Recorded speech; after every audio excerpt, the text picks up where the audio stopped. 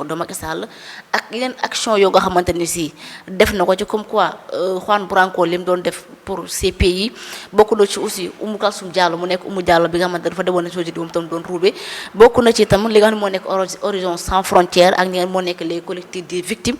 ak site bi nga xam ne moo nekk Women Rights Watch ay déclaration defoon nañ ko sur la candidature de Macky Sall en tout cas lii yëpp moom nee na moo woon ci ginnaaw te ñi ñëpp gis nañ leen position bi amoon nañ ko ci ngir fexee ba gàntal wala tilimal li nga xamante ni moom moo nekk dërëm Macky Sall ngir bañ a nekk candidat. Alors la posture de Boubacar Boris Diop en tant que sénégalais et intellectuel boo xamante ni peut-être ñëpp jàppoon na ni il devait ranger derrière Macky Sall pour soutenir ku mais tey mu am posture bi noo ko gisee. waaw xam nga man aji ci ginnaaw rek am na première attaque bu foofu lay njëkkee daal tàmbalee ci Boubacar Boris Diop ci ginnaaw amoon na ba mu njëkkee def benn sortie man defoon naa ci benn réplique boo xam ne moom posté woon ci Facebook boo xam ne véritablement ñu bari salué woon nañ ko ci suñu clan suñu camp mais bii dama jàpp ni jarul pour man ku mel ni Boubacar Boris Diop ak acharnement bi mu am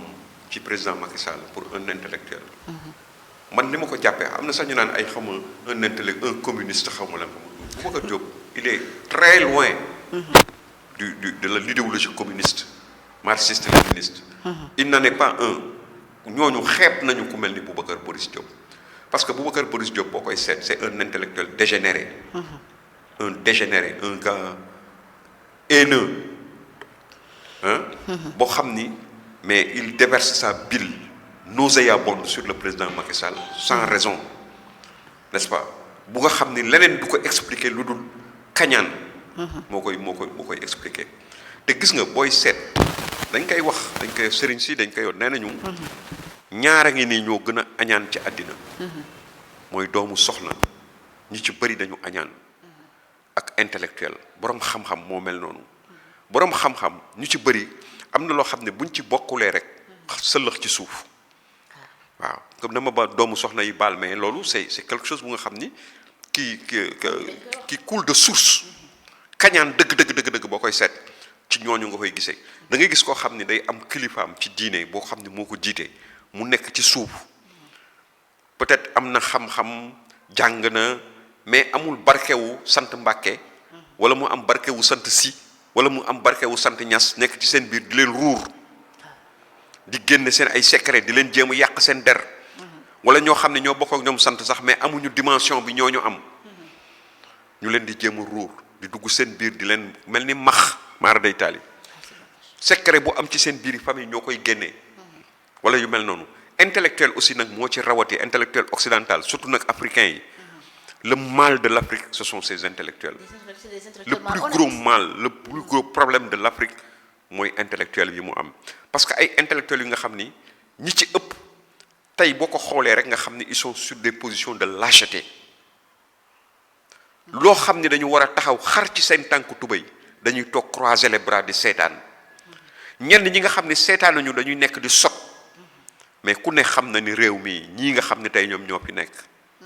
boo leen di comparer ak la fi nekkoon démb ak bërki démb te nga wax te yàlla tax rek xam nga ni il n'y a même pas photo bokkul sax tey ñi nga xam ne ñoom ñoo fi nekk la ñu doon tëggoo démb ak bërki démb souverainisme bi ñu doon wax ak maanaam soppi doxalin bi ñu doon wax ak rupture bi ñu doon wax ak promesse yi ñu defoon nag lépp c'est à l'eau amu ci dara loo xam ne réaliser nañ ko tey boo gisee ku mel ni mos pour éviter di tudd turam sax wala sos bokk n'est-ce pas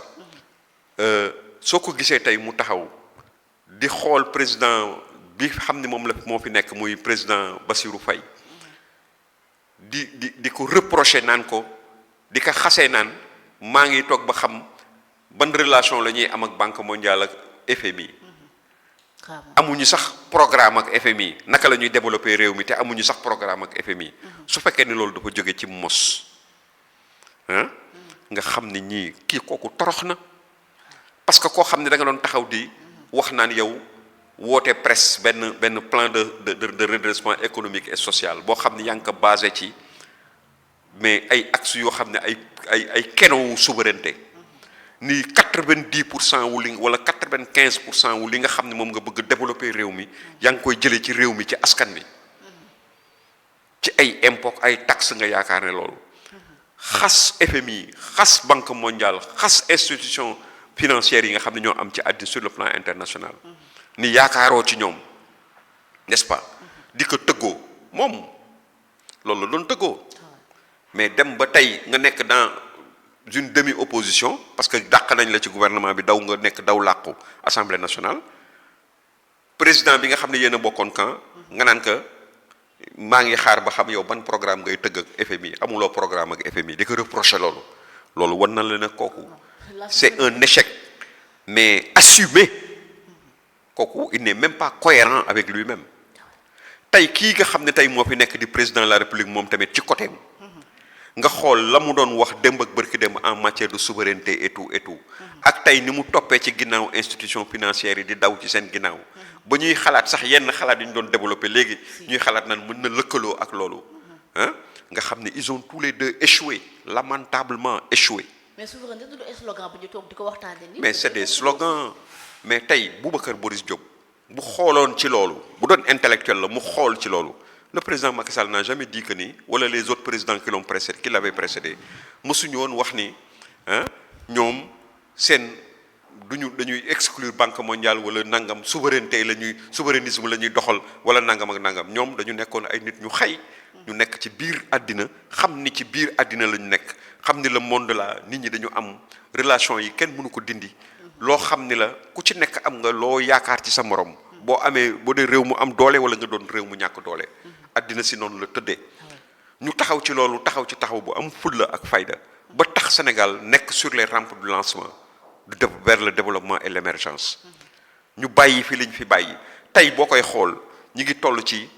investissement étranger yi amoon ci réew mi ba tax réew mi di bouger mi ngi tolloon ci 1700 milliards tey dafa daanu ba 20 milliards ñëpp daw réew mi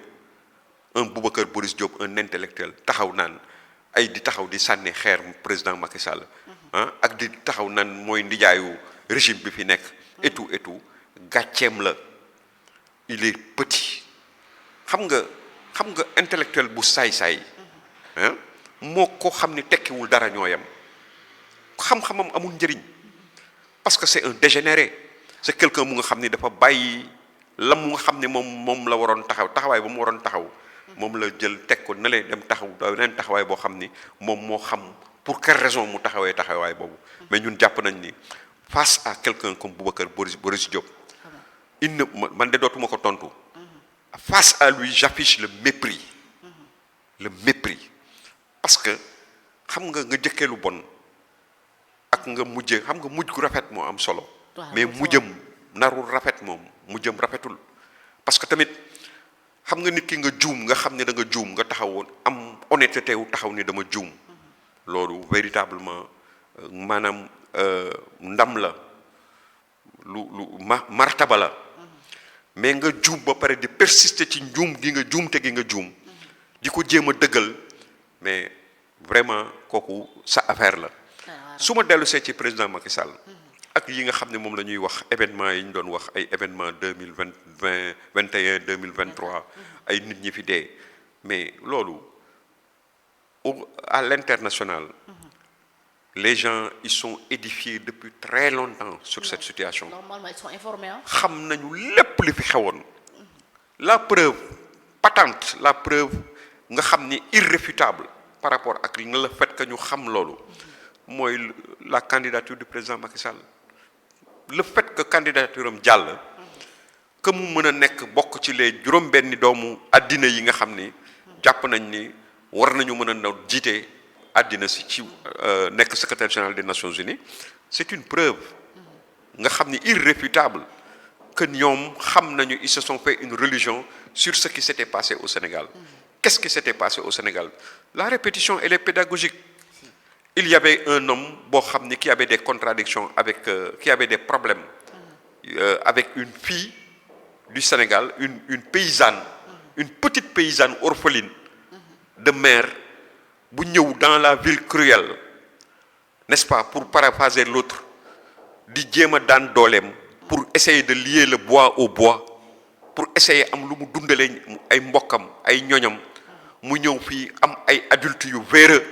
yu koy jël di ko utiliser pour jéem ko di ko def ko marchandise di ko jaay loolu moo feeñ ci affaire u Adji Sarr elle a été une malheureuse personne boo xam dafa tombé ci ay loxo yu bon ñu jël ko di ko marchander Adji Sarr du masseuse Adji Sarr xamul lu ñuy maasee Adji Sarr jàngul lu ñuy maasee niveau yemul eggul 3e d'après enquête yépp li ñu wax n'est-ce pas donc kooku am problème ak moom mu porté ko plainte ñu condamné ki ñu ko la preuve au bout du compte ki nga xam ne moom la amal problème muy sos wala mos bi ñu demee ba ca buuba dañ ko condamné pour hein? Corruption de la jeunesse. Il n'y a pas de fumée sans feu. Quand on condamne quelqu'un pour corruption de la jeunesse, c'est sur des bases claires lañ ko defee. Il y a des relations entre ñoom ñaar amul werante parce que juge bi ñemewul ñëw jël benn nit ku nga xam ni innocent ku deful dara mu naan mu koy condamné pour corruption de la jeunesse loolu mënul nekk nit ñi il faut que ñu faram fàcce loolu mu leer c'est sur cette base la wootee woon mortal combat génn taxaw ni seen bakkan laa leen laaj moo wax ni seen bakkan laa leen laaj moo taxaw aussi wax janak sénégalais yi wan leen ne leen tant que mi ngi am ay nit ñu dee la pression sera du côté du président Macky Sall donc il faut continuer le combat on a vu que ni toutes les personnes qui sont tombées de 2021 à 2023 aucun d'entre eux amul benn bal bu ñu génne ci yow boo xam ne force de sécurité et de défense moom ci moom la jógee ah on a vu des gens infiltrés yoo xam ne dañu nekk ci biir manifestants yi yoo xam ne même les manifestants les ont pris à partie on a vu des gens yoo xam ne manifestants yi dañu taxaw bëgg leen duma ci biir foule bi parce que dañu identifier ni ñi bokkuñu ci on a vu des gens yi nga xam ne rey nañ leen ci biir Auchan boo xam ni Auchan ba sur un rayon de 1 kilomètre ou 2 kilomètres il n'y avait pas de force de sécurité et de défense ay nit ñu doon sàcc Auchan la ci biir sàccum Auchan boobu ñu rey ci ñaari nit ci biir Auchan bi on a vu des gens yoo xam ne dañ leen poignardé seeni parents témoigné ni seen doom bal reyu leen dañ leen jam paaka policier dana jam paaka wala gendarme dana jamante paaka donc bu ñu fontoo cette question là bu fekkee ne dañu bëggoon mu leer wax nañ leen ko waxaat leen ko du ñu tàyyi di leen ko wax ils n'ont qu'à abroger la loi d'amnistie ils ont 130 députés sur 165 ils ont tous les moyens pour le faire mais ils ne le feront jamais de quoi ils ont peur mais justement ils ont peur que leur culpabilité soit établie par rapport à parce que xam nga nit koo xam ne da nga wootee fippu nit koo xam ne da nga woo nit ñi ci ñëw leen ngeen def nangam ngeen jaay seen bakkan kooku responsabilité mën nañ ko génne ci dara ah kenn mënu ko ci génne donc loolu wax ju yàqu la mais du tee chaque fois bu ñu ko waxee ñun danañ leen tontu ci loolu n'est-ce pas beneen affaire bi bu mu bëgg daaneele mooy cette rumeur bi nga xam ne moom la ñuy wax ni président Macky Sall à l'heure actuelle malgré les notes yi nga xam ni fuité na parce que loolu aussi il faut que mu leer quoi c'est un vote boo xam ni noonu mu ngi koy wooye sax xam lan straw poll xam nga muy ci boo koy wax ci français en tout cas mooy scrutin de paille. donc mooy vote bi ñu njëkk a def. waaw mooy scrutin de paille lañ koy wooyee xam nga scrutin de paille mooy lan. mooy wote bopp. xam nga luy bopp. luy bopp. bopp xam nga luy bopp. bopp waaw xam naa luy bopp bien sûr. voilà mooy wote bopp paille ñax. wote boo xam ni dañ ko considérer comme ñax xam nga kooku amul solo. waaw loolu amul solo boobu dama bariwul solo. vote la bu nga xam ne normalement waru woon sax génn ci sphère wu ci biir secret wu Nations Unies mais ay fuite la yoo xam ni dafa rëccee ci loolu am ay yenn presse yu ko génne comme fuite yi ni muy amee fii rek n'est-ce pas loolu ça n'a absolument rien à voir avec le choix boo xam ne mooy le choix final boo xam ni ñi gagné woon guerre mondiale bu mujj bii muy 39-45 libéré àddina si ci maanaam Italie libéré ko ci Japon libéré ko ci Allemagne n'est-ce pas mooy ñu gën a mag ci ñi nga xam ne ñoom lañ doon geeral ñi nga xam ne ñoo leen gagné woon muy Russie mu n'est-ce pas muy Russie muy nu mu tuddati États-Unis muy France muy Angleterre n'est-ce pas ak Chine ñooñu ñoo am droit de veto ñoom ñooy am seen cëggal guy ñooy tànn loolu sax ñun jàpp nañ ni loolu sax dañ ko war a reconsidérer parce que tamit xam nga tàmbali benn affaire warul tax nag nga sax ca nag dàkk yow rek yaa am droit de veto loolu moom ce n'est même pas juste mais teewul ñooñu ci seen bopp rumeur bi jàll mooy nga ni ñooñu jàpp nañ ni président Macky Sall ci li ñu wax ku ko gëm yaa ko gëm mais ñun lu officiel la ñuy gëm loo xam ni dañuy xam ni lii ñoom ñoo ko wax lu ma faral président Macky Sall du ma nekk man di wax ay wax yoo xam ni aw ma ci benn preuve mais li wóor te wér mooy ñooñu ku ñu àndal ku ñu ni moom la ak bu la ñeey noté 1000 sur nangam wala 0 sur nangam te ñoom juróom ñooñu ñëpp ñu am ci yow confiance te mu am kenn ci ñoom ku amul confiance ci kenn ci ñeneen ñi nga xam ni ñoom ñooy wut poste bi kooku la ñuy tànn par exemple masalan su fekkee ni malgré tout ak note yu baax yi nga xam ni yépp moom la ki ñu wax ni moo jiitu am na ko mu am Russie ni man de d'accorduma ci moom kooku du jàll mais su fekkee ni Russie nee na Macky Sall mii day doy na ma États-Unis Macky Sall mii day wax dëgg yàlla mën naa ànd ak moom France ni man de Macky Sall doy na ma Chine ni Macky Sall mii day wax dëgg yàlla doy na ma Angleterre wax la même chose muy juróom ñëpp ni kii moom gaafaluñ ko amul dara luñ koy reprocher kooku mooy jàll wax bi yëpp mooy loolu te li ñuy ñaan mooy yàlla na ko yàlla defal bu dee moo gën ci moom gën ci Sénégal yàlla na ko yàlla defal président Macky Sall. Inch'Allah. Voilà commentaire boobu lañ ciy def. c'est ça en tout cas moom la ñëpp di ñaan kan bu gënee ci moom daal yàlla na ko yàlla defal. Inch'Allah ndax doomu Sénégal la avant tout. alors doyen on poursuit